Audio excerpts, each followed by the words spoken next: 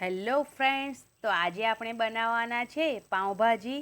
તો પાઉંભાજીનું નામ સાંભળતા જ તમને મનમાં વિચાર આવી જ ગયો હશે કે આપણે કલાકો સુધી ઊભું રહેવું પડશે કિચનમાં. પણ ના, માત્ર 10-15 મિનિટમાં જ આપણે એકદમ ફટાફટ પાઉંભાજી બનાવીને રેડી કરીશું. વધારે તમારે નહીં ઊભું રહેવું પડે કિચનમાં. તો કેવી રીતે પાઉંભાજી આપણે ફટાફટ બનાવીશું આજે એ હું તમને બતાવીશ અને બનાવતા શીખવાડીશ. એકદમ ફટાફટ બનતી પાઉંભાજી, બહાર હોટેલ જેવી. તો ચલો શરૂ કરીએ. તમે મારી ચેનલ પર નવા હોય તો પ્લીઝ મારી ચેનલને સબસ્ક્રાઈબ કરવાનું બિલકુલ ના ભૂલતા. બેલ આઇકન ઘંટી જરૂરથી દબાવજો મારા નવા વિડીયોની નોટિફિકેશન માટે. તો મેં અહીંયા કુકર લઈ લીધું છે. કુકરની અંદર આપણે હાફ બટર નાખી દઈશું અને તેની અંદર 2-3 ચમચી જેટલું તેલ પણ નાખી દઈશું, જેથી આપણું બટર નીચેથી બળે નહીં.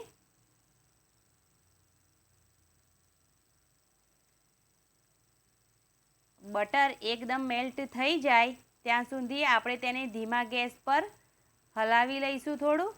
તો હવે બટર આપણું પીગળી ગયું છે, તો તેની અંદર 1 ચમચી જીરું નાખી દીધું છે મેં. જીરું તતડી જાય એટલે એક મોટી ડુંગળીને નાની નાની કટ કરીને નાખી છે. આપણે બધી જ વસ્તુ એકદમ રફલી ચોપ કરીને જ નાખવાની છે, એકદમ ઝીણી ઝીણી નથી નાખવાની. ખાલી ડુંગળી અને બીજી 1-2 વસ્તુ જ આપણે એકદમ નાની નાની કટ કરીને નાખવાની છે. તો ડુંગળી થોડી શેકાઈ જાય ત્યાં સુધી તેને હલાવી લઈશું.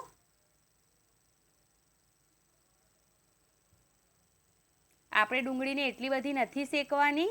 તો હવે આપણે તેની અંદર વધારે પ્રમાણમાં આદુ અને લસણની પેસ્ટ નાખી દઈશું, જેથી આપણા ભાજીનો ટેસ્ટ એકદમ જબરજસ્ત આવે. તમે ના ખાતા હોય તો તમે સ્કીપ પણ કરી શકો છો લસણ. હવે તેને પણ એકદમ સારી રીતે મિક્સ કરી લઈશું. હવે તેની અંદર એક શિમલા મિર્ચને મેં એકદમ નાનું નાનું કટ કરી લીધું છે, તેને પણ નાખી દઈશું.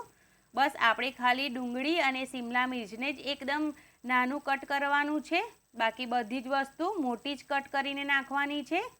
તો હવે આ બધી વસ્તુને આપણે શેકી લઈશું. જ્યાં સુધી શેકાય છે ત્યાં સુધી આપણે એક પેસ્ટ રેડી કરીશું. તેના માટે મિક્સર જાર લઈશું. તેની અંદર મેં અહીંયા 3 લાલ કલરના દેશી ટામેટાં નાખી દીધા છે. અને આપણી પાઉંભાજીમાં એકદમ લાલ લાલ કલર નાખવા માટે મેં અહીંયા બીટ લીધું છે એક નાનું, તેને સારી રીતે ધોઈ અને કટ કરી લીધું છે. 2-3 ચમચી જેટલું પાણી નાખી આપને એકદમ સારી પેસ્ટ બનાવી દઈશું આપણે તેને પીસીને. તો બસ આપણે આ બીટ નાખીશું તો આપણા ભાજીનો કલર એકદમ લાલ આવશે અને બીટનો પોતાનો કોઈ ટેસ્ટ હોતો નથી, તેથી એ સિર્ફ કલર આપશે. તેનાથી આપણી પાઉંભાજીમાં કોઈ જ ફરક નહીં પડે, કોઈ જ ટેસ્ટમાં કોઈ જ ફરક નહીં પડે. તો તમે જરૂરથી નાખજો બીટ, જેથી આપણી પાઉંભાજી લાલ થાય. તો બસ હવે આપણે ડુંગળી શિમલા મિર્ચને જોઈ લઈશું. તો એ પણ શેકાઈ ગયું છે. તો જે પેસ્ટ બનાવી આપણે તેને એડ કરી દઈશું ટામેટાં અને બીટની. હવે તેને પણ એકદમ સારી રીતે મિક્સ કરી લઈશું.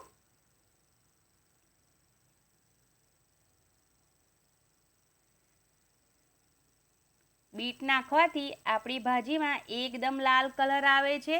બહાર હોટલ જેવી જ આપણી પાઉંભાજી બનીને રેડી થાય છે. તમે જો આ રીતથી બનાવશો તો તમે બહારથી પાઉંભાજી લાવવાનું જ બંધ કરી દેશો. એકદમ ટેસ્ટી ચટાકેદાર આપણી પાઉંભાજી બનીને રેડી થાય છે આ રીતે, અને એ પણ એકદમ ફટાફટ. તો મેં અહીંયા ટામેટાં નાખ્યા પછી સ્વાદ પ્રમાણે મીઠું નાખી દઈશું, જેથી આપણા ટામેટાં એકદમ સારી રીતે ચડી જાય. અને એક થોડી જ હળદર નાખવાની છે ટેસ્ટ માટે. અને મેં અહીંયા તીખું મરચું નાખ્યું છે 1/2 ચમચી. 1/2 ચમચી જેટલો ધાણા જીરું પાવડર પણ નાખ્યો છે. અને પાઉંભાજી મસાલો મેં અહીંયા 2 ચમચી નાખ્યો છે. આ બધી વસ્તુને એકદમ સારી રીતે મિક્સ કરી લઈશું. આ બધું મેં અહીંયા ધીમા ગેસ પર જ શેક્યું છે.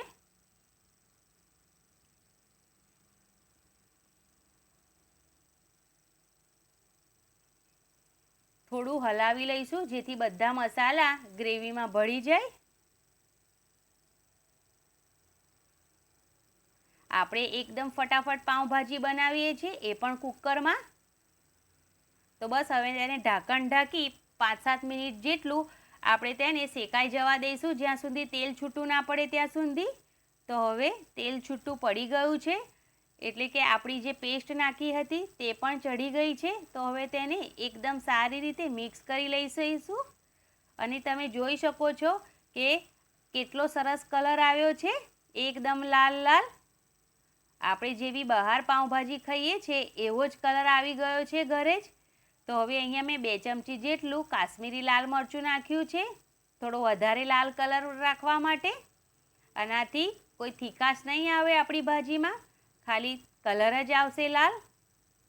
તમારી પાસે ના હોય તો તમે સ્કીપ પણ કરી શકો છો. એકદમ સારી રીતે તેને મિક્સ કરી લઈશું.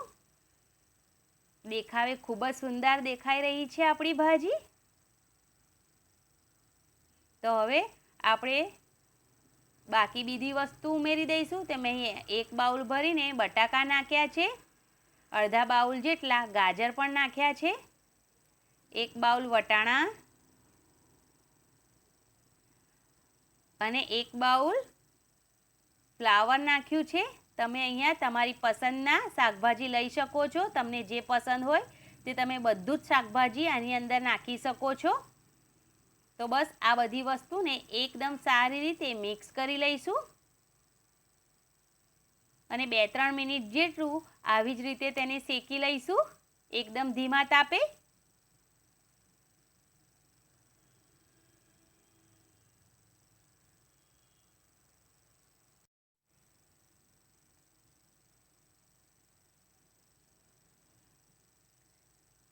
એકદમ હલાવીને સારી રીતે મિક્સ કરી લઈશું તેને. પછી આપણે તેની અંદર પાણી એડ કરીશું. તો મેં અહીંયા 2 બાઉલ ભરીને પાણી એડ કર્યું છે. તમે થોડું ઓછું જ પાણી એડ કરજો. જો વધારે પાણી એડ કરશો તો પછી તેને શેકવામાં થોડો પ્રોબ્લેમ થશે. તમને એવું લાગે તો તમે પાછળથી પાણી ઉમેરી શકો છો, પણ ગરમ પાણી ઉમેરજો. તો બસ હવે પાણી ઉમેર્યા પછી એક સારી રીતે મિક્સ કરી કુકરનું ઢાંકણ લગાવી દઈ 4 સીટી લગાવી દઈશું એકદમ ધીમા તાપે. અને પછી જ્યાં સુધી કુકરની સીટી ના નીકળી જાય ત્યાં સુધી આપણે તેને ખોલીશું નહીં. સીટી આપોઆપ નીકળી જાય પછી આપણે તેને ખોલીશું. તો તમે જોઈ શકો છો તેલ ઉપર આવી ગયું છે અને આપણી બધી શાકભાજી લગભગ ચડી જ ગઈ છે. તો આપણે તેને ચમચાની મદદથી ચેક કરી લઈશું, હલાવી લઈશું અને જોઈ પણ લઈશું કે શાકભાજી કેટલા ચડી ગયા છે.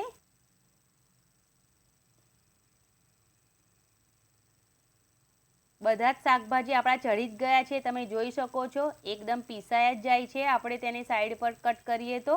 તો બસ હવે તેને આપણે બધા શાકભાજીને પીસી લઈશું. બસ હાથેથી જ પીસાઈ જશે, કેમ કે આપણે 4 સીટી એકદમ ધીમા તાપે લગાવી છે અને પછી પણ આપણે સીટી જ્યાં સુધી બંધ ના થઈ ત્યાં સુધી તેને ખોલી નથી. તો એકદમ ફટાફટ જ પીસાઈ જશે આ બધી ભાજી. મેં અહીંયા સ્લો પર ગેસ ચાલુ જ રાખ્યો છે અને ભાજીને હું અહીંયા પીસી રહી છું. હજુ પણ આપણી ભાજીમાં થોડી કચાશ રહે જ જાય તો 5-1 મિનિટ સુધી આપણે તેને કુકરનું ઢાંકણ બંધ કર્યા વગર જ શેકાવા દઈશું.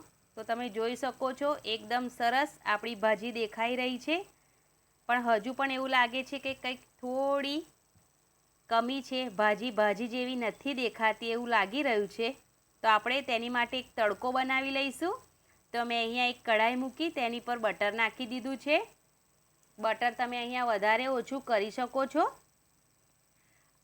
બટર થોડું પીગળે એટલે તેની અંદર થોડો પાઉંભાજી મસાલો નાખી દીધો છે અને સારી રીતે મિક્સ કરી લીધું છે. અહીંયા મેં બીજું કશું જ એડ નથી કર્યું.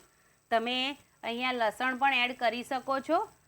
હવે એ તડકાને આપણે આપણી ભાજીમાં નાખી દઈશું, જેથી આપણી ભાજી એકદમ સરસ રીતે રેડી થઈ જાય. બસ તેને એકદમ સારી રીતે મિક્સ કરી લઈશું. છે ને દેખાવે ખૂબ જ સુંદર ભાજી. મેં અહીંયા લીંબુનો રસ નાખી દીધો છે. હવે તેને પણ મિક્સ કરી લઈશું. બહુ જોરદાર આ ભાજી બનીને રેડી થાય છે. તમે ક્યારેય બહારથી નહીં લાવો એ હું ગેરંટી આપું છું. તમે એકવાર જરૂરથી આ ભાજી બનાવજો. લાસ્ટમાં મેં અહીંયા ધાણા નાખી દીધા છે. તમે અહીંયા કસૂરી મેથી પણ એડ કરી શકો છો. ધાણા નાખી અને એકવાર ફરી એકદમ સારી રીતે મિક્સ કરી લઈ અને મેં અહીંયા ભાજી ઉતારી લીધી છે. એકદમ પરફેક્ટ આપણી ભાજી રેડી થઈ ગઈ છે. કુકરનું ઢાંકણ ખોલ્યા પછી પણ મેં 5-7 મિનિટ જેટલું ભાજીને શેકી લીધી હતી. તો તમે પણ 5-7 મિનિટ ધીમા ગેસ પર શેકી લેજો. તો એકદમ પરફેક્ટ હોટેલ જેવી આપણી ભાજી રેડી થઈ ગઈ છે. તો તેને ઉતારી લઈએ અને એક તવો ગરમ કરવા મૂકીએ. તવા પર થોડું બટર લગાવીએ. બટર ઓગળે એટલે આપણે તેની અંદર થોડો પાઉંભાજી મસાલો નાખીશું અને થોડું કાશ્મીરી લાલ મરચું નાખીશું.